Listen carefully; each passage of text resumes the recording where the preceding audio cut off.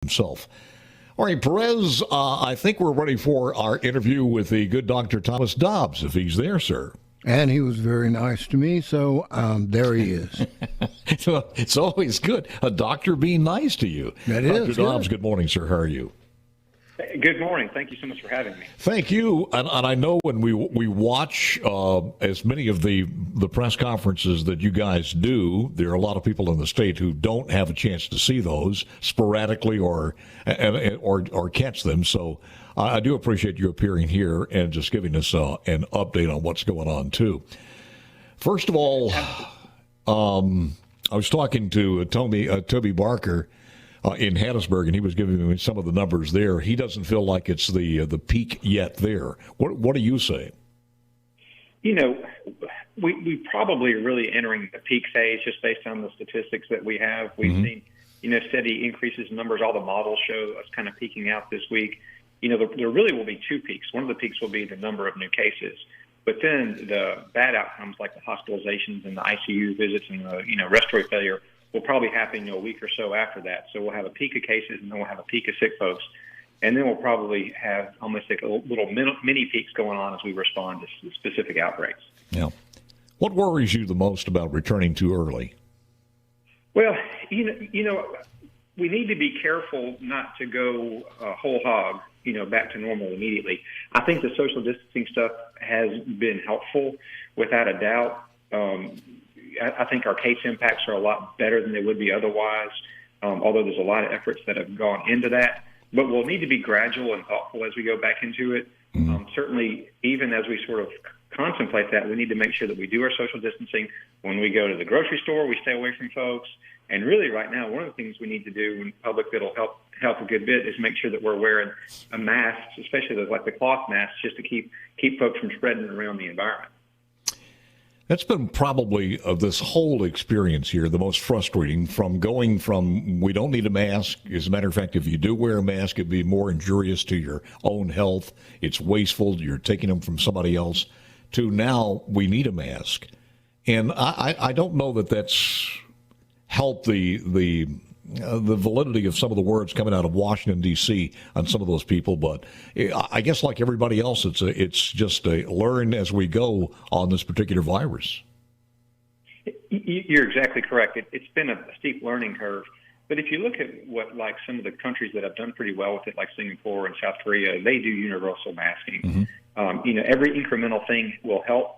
We certainly don't want to use up protective equipment that's for hospitals, but it is perfectly helpful and not harmful to the healthcare system to make homemade masks. And there's a lot of recipes for how to do that, instructions. And I can't tell you how proud I am of the industriousness of Mississippi folks to step up and take care of themselves in that regard. Well, going forward, too, because we've seen these people overseas in Singapore or many other countries. Well, this has been normal to them for a lot of times because they've gone through the pandemic before. But this has been part of their culture now. They get on a subway or something like this, a lot of them do wear the mask. Yeah, and I think even in flu season and stuff, it's pretty common. I'm not sure that we need to go, to that extreme.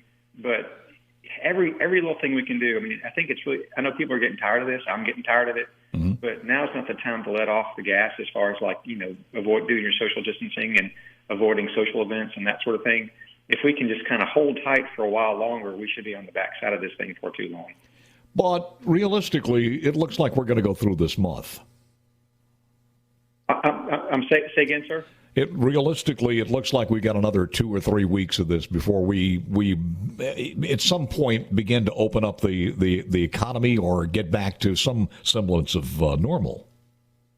I agree with you. I think you're exactly right. I think through April, certainly we'll probably be in this, and that's sort of consistent with the governor's executive order and guidance, which certainly makes a lot of sense. But then after that, hopefully we can just start peeling away the layers and kind of just gradually getting out of there while being cautious, and then also monitoring closely.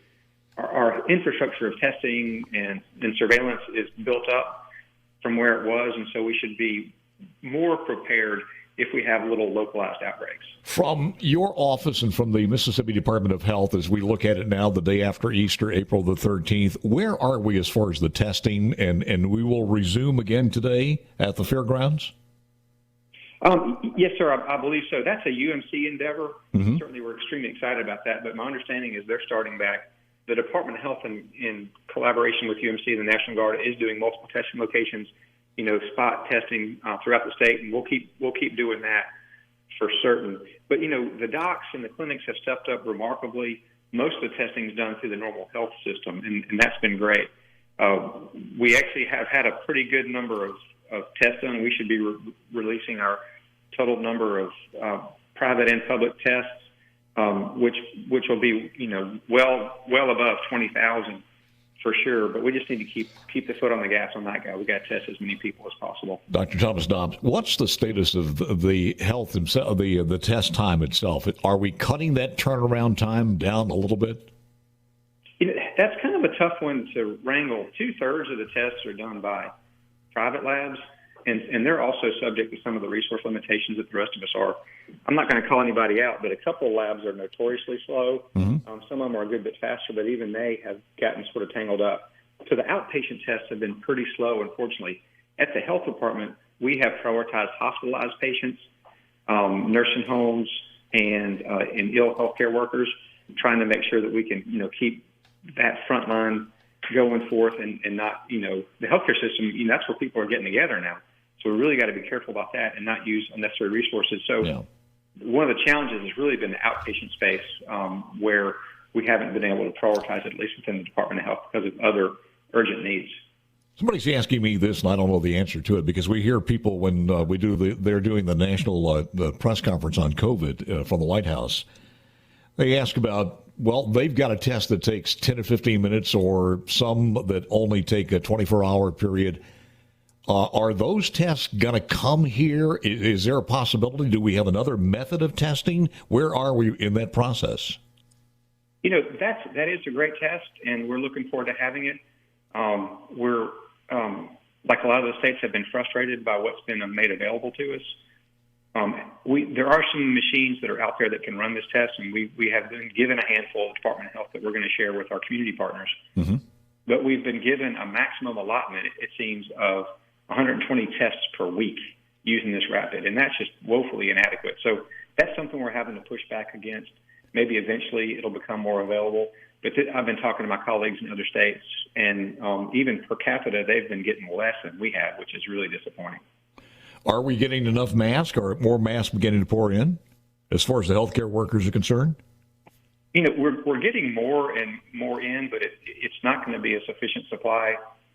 This has actually been one of the most difficult parts. If it weren't for the testing issue and then the protective equipment issue, a lot of this would be so much easier to manage. Our health systems have been very innovative as far as sterilizing and reusing protective equipment. That's going to be one of the most important things to do. We're getting stuff out as we get it, especially to the hospitals that are taking care of active COVID patients. It will be insufficient. And also, even with the cloth masks, not for taking care of folks with COVID, but as far as generally, being in a hospital or health system, we also are encouraging folks in the health system to use cloth masks rather than, some of the surgical masks and stuff, so that they don't deplete the supply when they do have to take care of people who have COVID. I would imagine, and probably do this a little bit later on after people begin to wear these things, but they should be washed, I would think, frequently, and I guess with some type of disinfectant. Can you put them in the microwave for a couple of seconds, or what? Yeah, that probably would work. But generally, just a hot cycle, we would recommend washing them every day in hot cycle and then drying with heat. That should be really quite adequate to kill any of the virus that might well be on there. Head honcho at the State Health Department, Dr. Thomas Dobbs, who's done an incredible job. I got to ask you this. Was it yesterday, day before yesterday? There's probably several different things I've seen in show prep here, that there were some questions about the ventilators. And here we go again. Are they more harmful than helpful? And I'm sure you've heard this. What's your take on that? Yeah, well, could you hold on for a second? We got a break coming up, and I really want to hear that.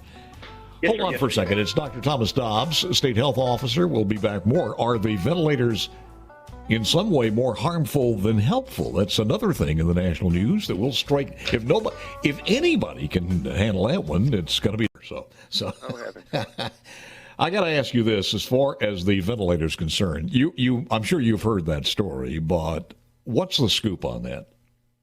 You know, I'm fortunate to be married to a pulmonary specialist, and we've looked at this a whole lot. There are probably different presentations of illness. Everybody doesn't have ARDS, which is a certain form of lung failure. You know, if you have that form of lung failure, almost certainly you don't need a ventilator. It's almost implausible to think that you would not need one. Other people may just not need one yet if they don't have that much of symptoms. So as far as a blanket statement that you don't need a ventilator, I think that's entirely crazy. But there may be subsets of patients that would benefit from less invasive treatment early on if they don't have those specific sort of like pneumonia findings on the X-ray.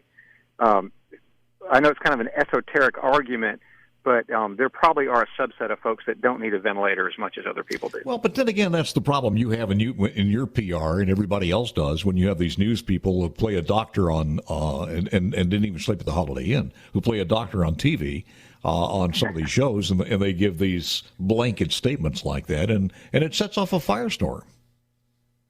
Yeah, and we really are going to have to get back to science one day. I mean, this is moving so fast, but it's become almost like medical treatment by YouTube, where every inflammatory or sort of frightening thing becomes a new trend. Mm-hmm. We just got to calm down, do what we need to do, and then use science to help us tease out what works and what doesn't work. What about our supply of chloroquine? Is it still okay in the state of Mississippi? Yeah, you know, it looks pretty good, and we do have some reserve stocks available if needed. The Infectious Disease Society came out. It's looking less promising, I think, than early, unfortunately. There may be some benefit, but probably it's not going to be as useful as we thought it was going to be or hoped it would be. But it still does continue to be available. What time's your conference today? I think we're going to do one at 2:30 today, sir. 2:30 this afternoon? The new numbers will come out when? At 10 o'clock. At 10 o'clock?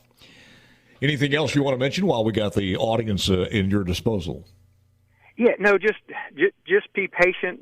What you do right now is going to be so important in protecting your neighbors. And if you're a young person who's healthy and thinks that this doesn't apply to you, you may get it, not even know you have it, and give it to your grandma or your parents or maybe an elderly friend, and it may kill them. So this isn't just about protecting yourself. It's about protecting your family and the ones that you love. And we've seen that, and we don't know how many of those deaths are attributed to exactly what you're talking about. So let's don't add to them. I think it's very good advice. Doc, yes, thank you, sir. Appreciate it very much. Call us anytime. Oh,